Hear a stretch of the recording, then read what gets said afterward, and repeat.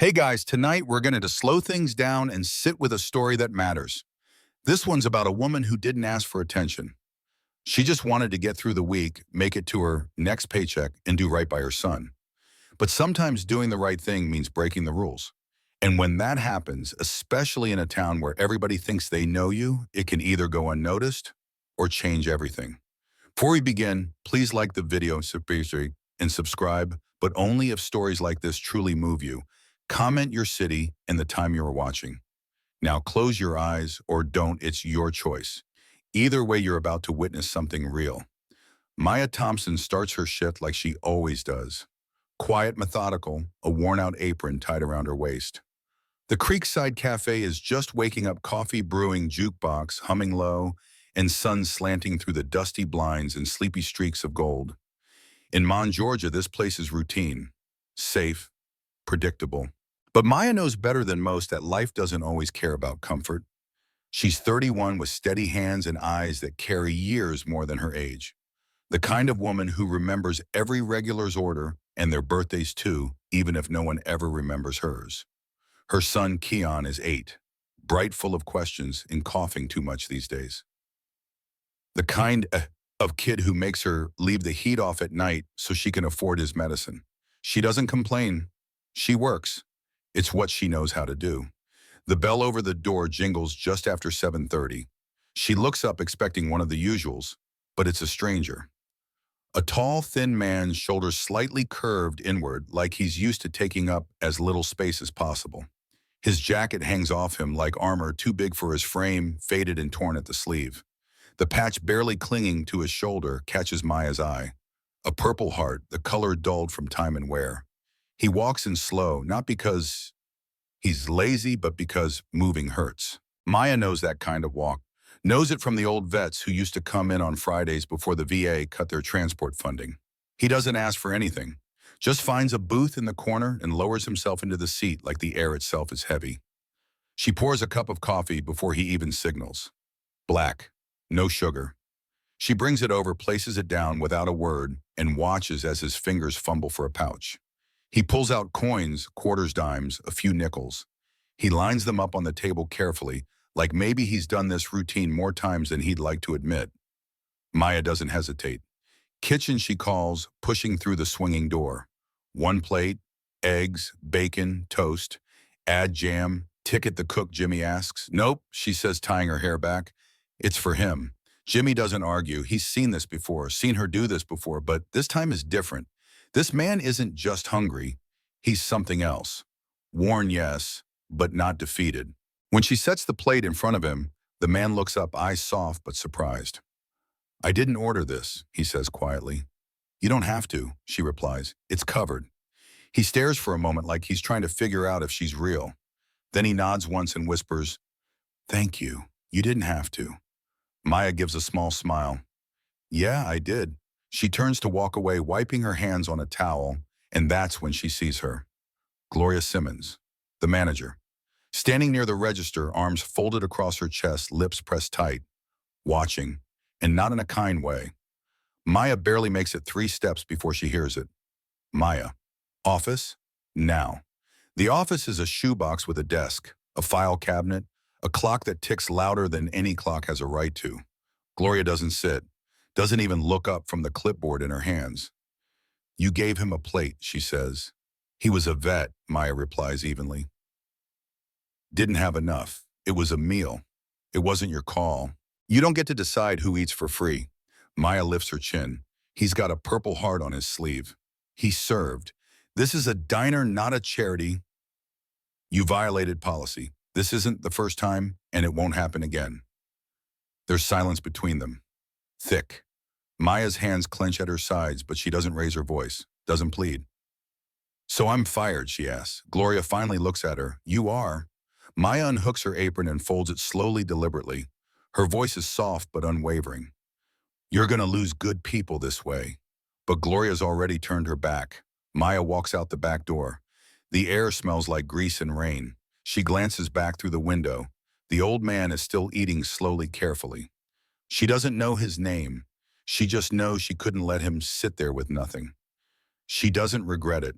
But the weight of what comes next sits heavy on her chest. She has no job, no tips, rent due in 10 days, groceries running thin. And Keon, how does she explain to him that doing the right thing still got her fired? She walks home in silence. But not everything stays buried forever. Maya doesn't tell Keon right away. She picks him up from his aunt's house, lets him chatter about school and his spelling test, and nods along even though her mind is 1,000 miles away. That night, while he colors at the kitchen table and hums the theme song from his favorite cartoon, Maya stares at the fridge. A single stick of butter, half a carton of milk, a container of leftover rice. She exhales slowly and presses her forehead against the cool metal. She doesn't cry. Not yet. The next morning, her phone buzzes before dawn. She ignores it, but it buzzes again, then again. By the time she finally checks it, she sees 10 unread messages, then 20, then more. Most are from numbers she doesn't recognize. A few are from coworkers. One says simply, "Girl, check Facebook." Maya's heart skips. She finds the post within minutes. A woman named Carrie Lanning had been sitting just 3 booths over the morning Maya served that breakfast. The post isn't dramatic. Just a photo of the plate, the old man's hands folded, a few coins still on the table. This young woman gave a meal to a man who clearly hadn't eaten in a while. The manager fired her on the spot. His jacket said, "Purple Heart." I've never seen anything so heartless. If you know Maya Thompson, let her know this town has her back. By noon, the post has nearly 1,000 shares. Dozens of comments pour in. She served me coffee every Sunday after church. That old man is always around the VFW. Quiet, polite, doesn't ask for much. I've worked for Gloria. That woman has ice in her veins. Maya scrolls frozen. Her picture is there snapped from behind the counter mid-shift. Her name is everywhere. People are tagging friends asking where they can find her, offering job leads, babysitting, even money. A local food truck owner comments, "Don't got benefits, but I got integrity. Maya, you've got a spot with me if you want it." Still, Maya hesitates. She's never been the kind to ride a wave. She didn't feed that man to go viral. She did it because it was the only right thing in a moment full of wrong. That evening, as she and Keon sit on the floor doing math flashcards, he glances up and says, "Mom, Miss Jamila showed me your picture today." Maya looks up. "She did?" "Yeah. Said you were famous. Said you were brave." Maya manages a small smile. "You think I'm brave?" Keon nods. "You didn't let him be hungry." Later that night, Maya's phone buzzes again. This time it's not a stranger. It's her friend Tanya, who still works at the diner. People are walking out, Maya. They're standing up. "I've never seen Gloria this quiet." Meanwhile, a comment under the Facebook post catches someone's eye. "That old vet's name is Walter Briggs. Used to be a gunnery sergeant. Vietnam. That man trained half the South, taught me how to lead without yelling." That's him, I swear. It almost gets lost in the noise. But one person doesn't scroll past it. Corporal Isaac Redman, stationed at Fort Moore, an hour east of Mons, served under Briggs 10 years ago. He remembers that name, remembers that gravelly voice, the way the man stood with spine-straight command. He remembers being 19 and scared, and how Briggs taught him to keep his boots tied and his heart steady. Isaac starts asking around. A few texts, a couple of calls. Within hours, 3 more Marines step forward. They know Briggs, trained under him. They talk about him the way kids talk about heroes, like he's a myth made real. And they all see the post. What happened to Maya? What she did? What Gloria did in return? The next morning, the 4 Marines put on their dress blues. They aren't coming for breakfast. They're coming to return a debt.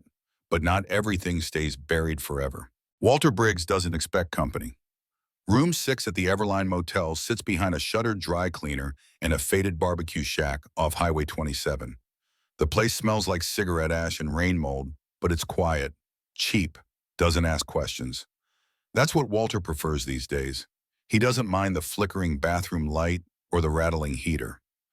After everything he's lived through, peace is measured in small things: no shouting, no forms, no pretending. His back aches like it always does when the weather turns. 2 of his fingers never bend right. His walk is slow, but his thoughts are sharp. He still folds his socks, military style, still checks the perimeter of the room each night before locking the door. Old habits. Some things don't leave you. He sits with a black and white photo on the nightstand, him in full uniform standing with a group of boys barely old enough to shave. One of them, Isaac Redmond, grins wide with a crooked helmet. Walter stares at it longer than usual today. Maybe it's the headache, maybe it's the guilt. He never meant to cause trouble. He didn't expect kindness that morning at the diner. Certainly didn't expect it to cost someone her job. He was just hungry, tired, needed a cup of coffee and a moment to feel human again. So when the knock comes sharp and purposeful, Walter's already standing. He opens the door slowly. 4 Marines stand in full dress blues, polished shoes, pressed collars, bars and ribbons catching daylight. None of them speak at first. Finally, the tallest of them, Isaac Redmond, steps forward and removes his cap. Sergeant Briggs Walter blinks. "Who's asking Corporal Isaac Redmond, sir? You trained me in '09. These men," he gestures behind him, "they were trained by men you trained. We heard what happened at that cafe. We're here because you matter, and because someone did right by you and paid for it." Walter exhales slow, didn't want to cause a scene. "You didn't," Isaac replies. "You lived your life. She chose kindness. And now, we're choosing to make sure that doesn't go unnoticed. They don't come in. They don't need to. They stand tall in the hallway like sentinels." Walter nods once deeply. "Damn," he mutters. "I hope somebody films whatever's coming." Isaac almost smiles. "It's not about revenge, sir. It's about respect." 3 hours later, the Creekside Cafe is in full swing. The regulars are back, though not as many as before. The air feels off-tight, uncertain. Gloria Simmons stands behind the counter, arms crossed, pretending to read the week's inventory list. The bell above the door rings like any other day. But what enters is anything but routine. 4 Marines, full dress, straight spines, steady eyes. The cafe falls silent. Forks pause midair. Conversations die out mid-sentence. Even Jimmy, flipping bacon in the back, stops what he's doing. Gloria looks up, confusion darkening into suspicion. "Can I help you?" she asks, sharp as ever. Isaac steps forward. "We're here for the manager." "I'm the manager," she replies, drawing herself upright. "Then we'll be brief." He places his hands on the counter, firm, respectful. "We came to speak about Maya Thompson." Gloria's eyes narrow. "If this is about the misunderstanding earlier this week." "There was no misunderstanding," Isaac interrupts calmly. "The man she served is Gunnery Sergeant Walter Briggs. He's the reason 3 of us made it through boot. The reason one of us is alive today. He's a decorated war hero. He's also a man you let go hungry until Maya did what no one else would." Gloria opens her mouth to respond, but nothing comes out. Another Marine Sergeant, Leroy Banks, steps forward. "The man you dismissed as a freeloader carried 2 men out of a fire zone in Quang Ngai, took a bullet to the hip, and still walked 20 yards to safety." Isaac adds, "And the woman you fired, she did more with 1 plate than this cafe's done with 1,000. Someone claps from the far corner. Then another. A server leans against a booth, mouth slightly open. Gloria's face goes red, then pale. "You came in here to intimidate me," she says, voice brittle. Isaac shakes his head. "No, we came here to honor both of them.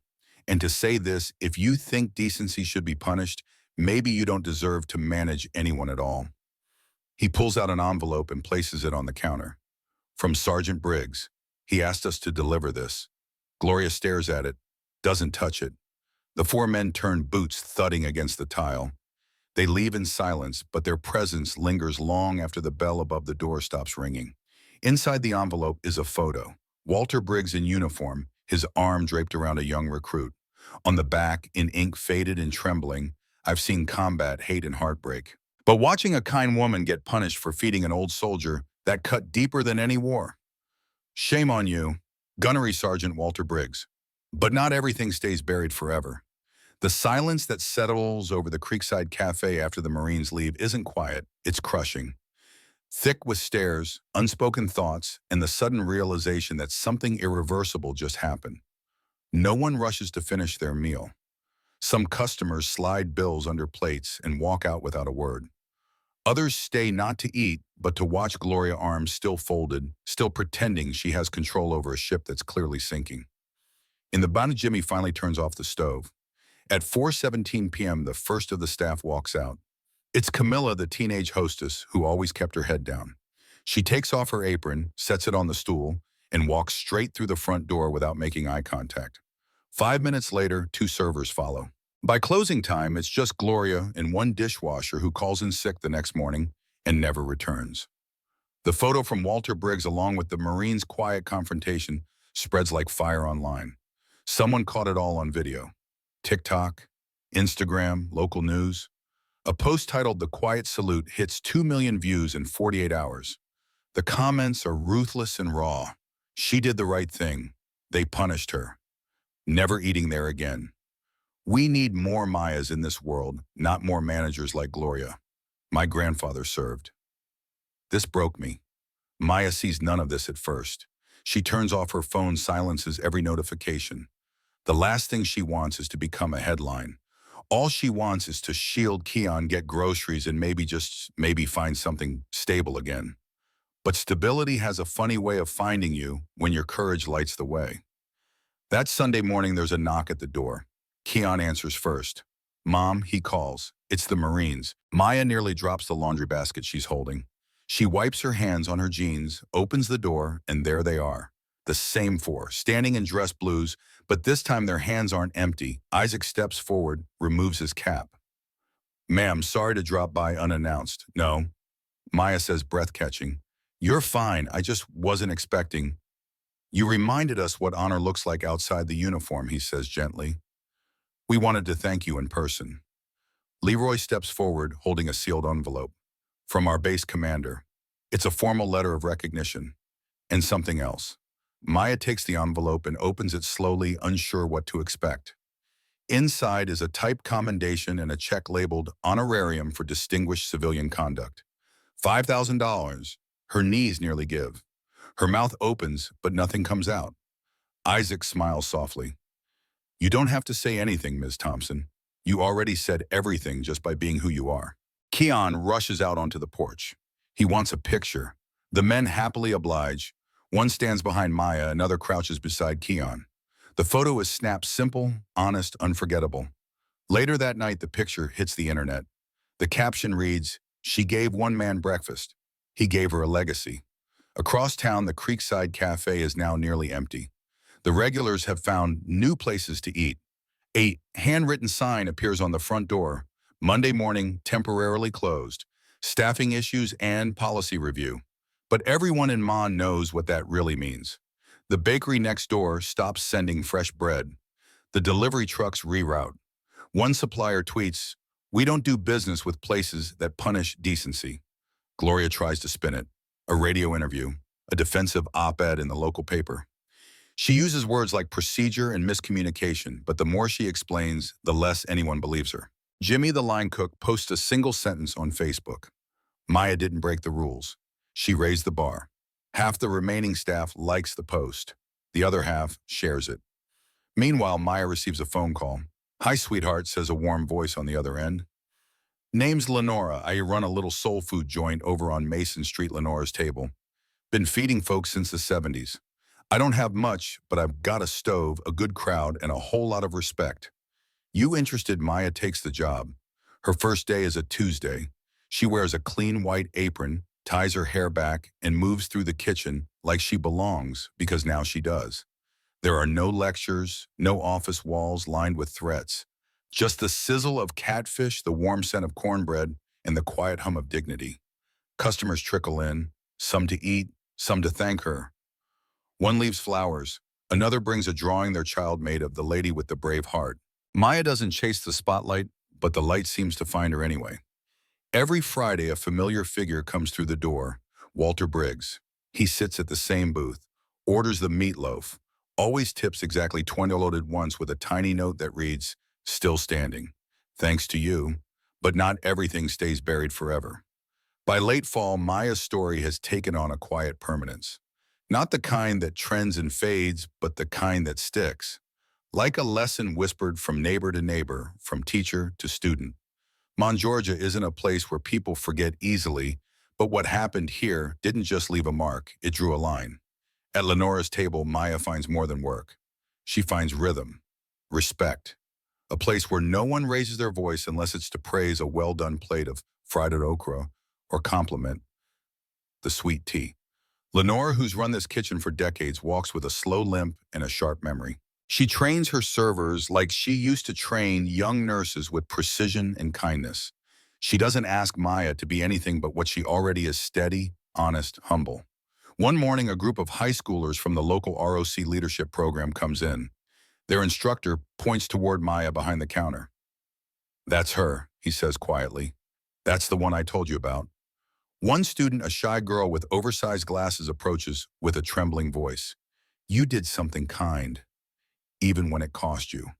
Maya kneels to eye level and smiles. That's when kindness matters most. They hand her a card. Inside are scribbled signatures and one sentence in bold letters. Leadership isn't loud. Sometimes it's just breakfast. Maya keeps it by the register next to the flowers and the thank you notes. It's not about ego, it's about reminder that what she did mattered, that it meant something. Keon draws pictures now: soldiers, cafes, his mom holding a tray. When his teacher asks who his hero is, he doesn't say Superman or Spider-Man. He says, "My mom," because she didn't back down even when the rules said she should. That Maya thinks is worth more than any check. One chilly evening, just before closing, Lenora walks over to Maya with a smile tugging at her lips. "You know," she says, wiping her hands on her apron, "I've seen a lot of people walk in and out of this place, but not many who walk in carrying a story and leave having changed the room." Maya leans on the counter, thoughtful. "I didn't do anything special." Lenora raises a brow. "You told the truth with a plate of food. Sometimes that's the only sermon people hear." Maya smiles, not wide, but real. She walks home that night holding Keon's hand. The street lamps flicker overhead. The air smells like winter coming. Her phone buzzes in her pocket, another message, another article request, another comment thread growing longer by the hour. But she doesn't open it. Not tonight. She already knows how the story ends. Not with a paycheck, not with a headline, but with a boy who sleeps easier, knowing the world is still worth believing in because someone stood up when it counted. Let the noise fade. Let the light dim into something gentle. This wasn't a story about viral justice. It was about something quieter. A woman who chose compassion over protocol, who gave without asking, stood without shouting, and endured without applause. The world didn't suddenly become perfect. Bills still came. Cold days still followed warm ones. But something shifted in one town, in one kitchen, in one heart. Because when rules are used to silence decency, it takes courage to answer with grace. And sometimes the smallest act, the softest gesture, the quietest moment becomes the loudest echo. So if you ever find yourself in a place where you have to choose between policy and humanity, choose kindness. You might not see the ripple right away, but trust me, it's already moving.